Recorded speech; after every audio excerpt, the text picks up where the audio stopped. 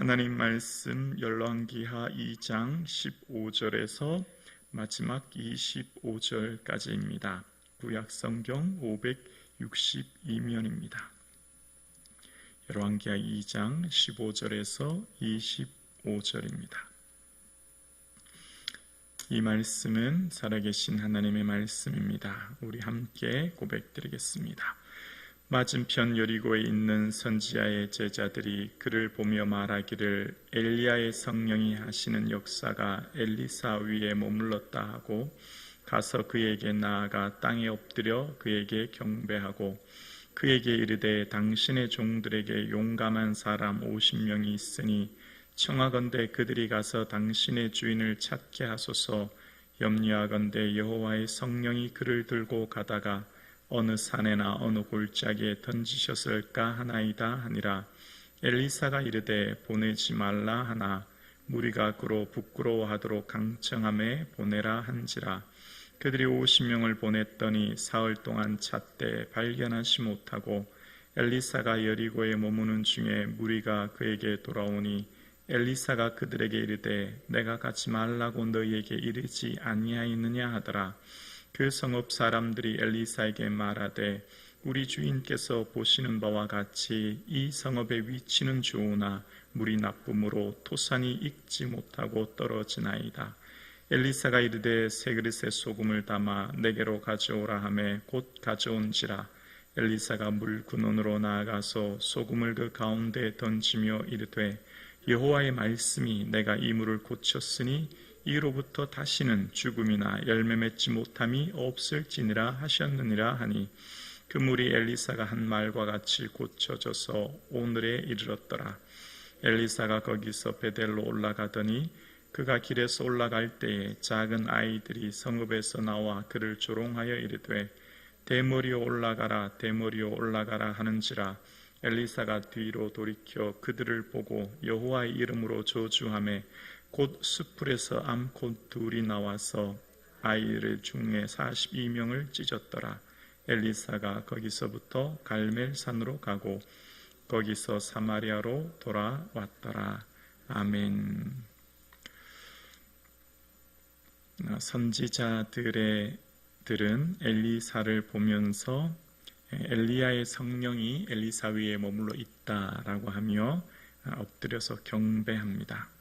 존중하는 모습입니다. 그러면서 그들이 뭐라고 하냐면 이제 엘리사가 하늘로 들림 받았는데 우리를 주인 엘리사를 찾도록 좀 보내주십시오. 그런 얘기입니다. 하나님의 성령이 그를 들고 가다가 어느 산에나 골짜기에 던지셨을까 생각하니 우리가 엘리야를 좀 찾도록 해주십시오. 이제 그런 얘기를 하는 겁니다. 그런데 엘리사는 보내지 말라, 가지 말라 이렇게 얘기한 거예요. 그런데 17절에 보면 그 제자들 무리가 부끄러워하도록 강청했다라고 이야기합니다. 여기 부끄럽다라고 하는 원어의 의미는 쪼다, 부리로 막 쪼다 이런 의미가 있는 거예요. 새가 부리로 쪼다라는 이 강건하다는 의미는 NIV 성경은 당황스러울 정도로라고 번역했고 CICV 성경은 더는 거부할 수 없을 때까지라는 의미로 번역했습니다. 더는 거부할 수 없을 때까지 끊임없이 계속해서 요청하고 이야기했다라는 겁니다. 그래서 결국 어떻게 했다고요? 이제 허락했다는 거죠. 그래 보냈더니 3일 동안 돌아봤는데 엘리야의 시체를 찾지 못하고 그냥 돌아온 겁니다. 그래서 엘리사가 말합니다. 내가 가지 말라고 너희에게 이르지 아니하였느냐. 이제 그렇게 이야기하는 겁니다. 선지자의 제자들이 겉모습으로는 엘리사를 존중하는 것처럼 경배하고 엎드렸지만 실제적으로 엘리사를 존중하지 않은 그 권위를 인정하지 않은 본문이 이제 오늘 본문에 나타나는 겁니다. 엘리사의 제자들의 삶은 자기 중심적 신앙에 갇혀서 자기 옳음만을 주장하는 제자들의 모습입니다.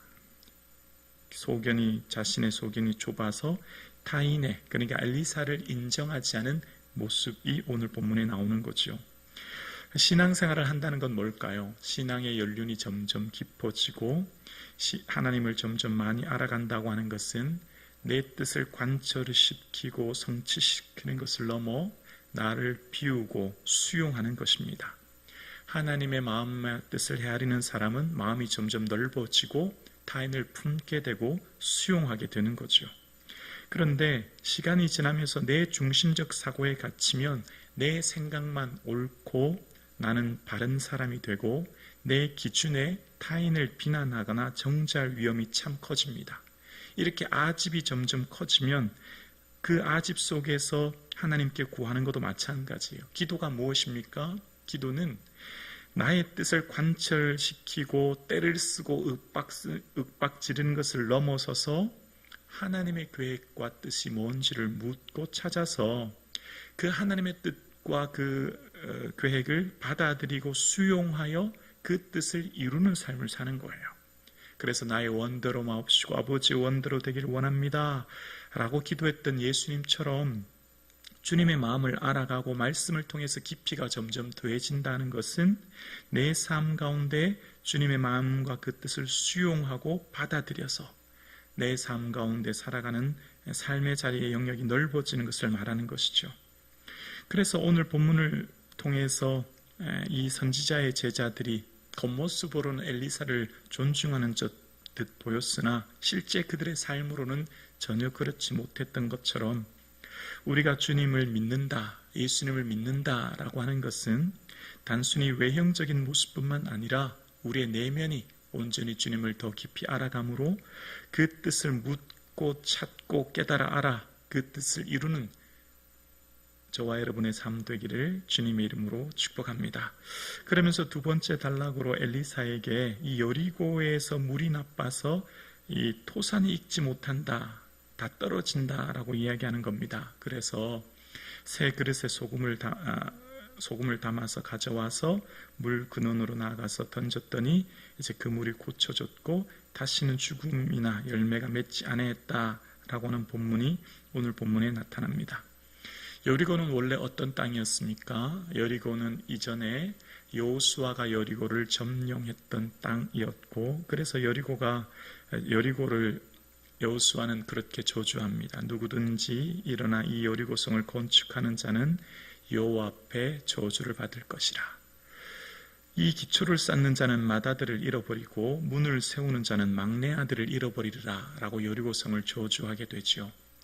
그 저주가 열왕기상 16장에 베델 사람 히엘이 여리고성을 다시 건축합니다. 그때 터를 세울 때 맏아들 아비람이, 그리고 성문을 세울 때 막내 아들 수굽을 잃어버리는 고통을 겪게 됩니다. 그러니까 여리고는 저주의 땅이었던 거죠. 그런데 그 땅을 이제 새롭게 고침받아 하나님의 말씀이 이 물을 고쳤으니 다시는 죽음이나 열매 맺지 못함이 없을 것이다, 회복의 말씀을 이야기하시는 거예요. 저주와 절망의 땅이었던 여리고가 생명과 열매의 땅으로 새롭게 변화되어지는 것을 말씀하고 계시죠. 이 말씀은 내가 주는 생명수 대신 예수 그리스도를 예표하는 내용이죠. 사망 권세를 이기신 예수 그리스도께서 내가 주는 물은 영생하도록 솟아나는 샘물이 될 것이다 말씀하셨고, 나 보내신 이를 믿는 자는 사망에서 옮겨 생명을 얻게 되었다는 말씀처럼 예수 그리스도를 예표하는 사건이 오늘 본문에 있는 것입니다. 그래서 오늘 본문에 나타난 것처럼 이 말씀에 다시는 죽음이나 열매 맺지 못함이 없을 것이다 선포하셨던 것처럼 예수 그리스도 그 십자가 보혈의 권세와 능력으로 오늘을 사는 우리 모두에게는 사망과 저주에서 건진받아 영생의 은혜를 누리게 된 줄로 믿습니다. 그리고 마지막 단락에 엘리사가 베델로 올라가는데 길에서 작은 아이들이 엘리사를 막 조롱하는 겁니다. 대머리에 올라가라, 대머리에 올라가라 그렇게 조롱해요. 그랬더니 엘리사가 하나님의 이름으로 저주하게 되고 암곰 둘이 나와 그 아이들을 찢었다라고 하는 내용입니다. 오늘 본문은 참 이해하기가 어렵고 난해한 질문입니다. 어떻게 선지자가 자신을 조롱했다고 해서 주님의 이름으로 저주하고 그들을 죽일 수 있나, 조금 받아들이기가 좀 어려운 내용이지요. 근데 오늘 본문을 다시 곰곰이 살펴보면 엘리사가 어디로 올라갔다고 했습니까? 베델로 올라갔다고 이야기합니다. 여리고에서 이제 베델로 올라갔다고 이야기하는데요. 이 베델은 어떤 땅이었습니까? 이전에 여로보암이 금송아지를 만들어서 숭배했던 우상 숭배의 근거지입니다. 그러니까 이 베델은 죄악의 문화가 관영한 우상 숭배의 땅, 우상이 지배하는 땅이었고, 당연히 선지자가 올라가면 어떻게 할까요? 회개를 촉구할 것이고 우상 탑발을 촉구할 것입니다. 그러니 당연히 이곳에 있는 많은 사람들이 선지자에 대해서 반감과 저항이 컸을 것이고, 이러한 삶의 문화와 방식들은 당연히 아이들을 통해 오늘 본문에 그대로 나타난 것입니다. 그러니까 아이들이 이 엘리사를 향해 내 스승처럼 너도 하늘로 올라가 봐라, 너는 대머리가 돼서 안 되냐라는 식의 뉘앙스로 조롱하는 것은 지금 이 곧 베델에 있는 많은 사람들의 생각, 삶의 방식을 대변하고 있는 것이죠. 하나님의 보내신 선지자에 대한 반감은 곧 그들의 삶의 우상 숭배의 삶의 자리에서 떠나지 아니하고자 하는 모습이 그대로 배어 나오는 모습인 거예요. 하나님은 인간의 윤리와 기준을 넘어서는 것이죠. 엘리사에 대한 도전은 곧 하나님에 대한 도전이었고, 주님에 대해 업신여김에 대한 사람들에 대한 심판이 오늘 본문에 그대로 나타난 것입니다. 하나님의 통치하심이, 말씀이 고스란히 그 땅에서 이루어지고 있음을 말씀하고 있는 것입니다. 하나님의 선지자를 조롱하며 하나님의 권위를 존중하지 않았던 사람들에 대한 심판의 모습이 오늘 본문에 나타난 것이죠. 그래서 오늘 본문에 등장했던 작은 아이들이라고 하는 것은 원어의 나르라고 하는데요, 12세에서 30세까지의 아이들을 이야기하는 거예요. 그러니까 청소년과 청년들을 대변하는 거죠. 그 시대 많은 사람들의 생각을 이 아이들이, 이 청소년과 청년들이 대변했던 것을 보게 됩니다. 하나님께서는 오늘날 역사와 민족, 온 우주를 통치하시는 살아계신 하나님이신 줄로 우리는 믿습니다. 하나님의 권위와 그 말씀에 순종하는 것, 그것이 우리의 삶 가운데 이루어지는 하나님 중심의 삶을 살아갈 수 있는 저와 여러분의 삶 되기를 주님의 이름으로 축원합니다. 하나님의 뜻을 묻고 찾고 구하여 하나님께서 뭘 원하시는지 그 뜻을 이룰 수 있는 저와 여러분의 삶 되기를 주님의 이름으로 축원합니다.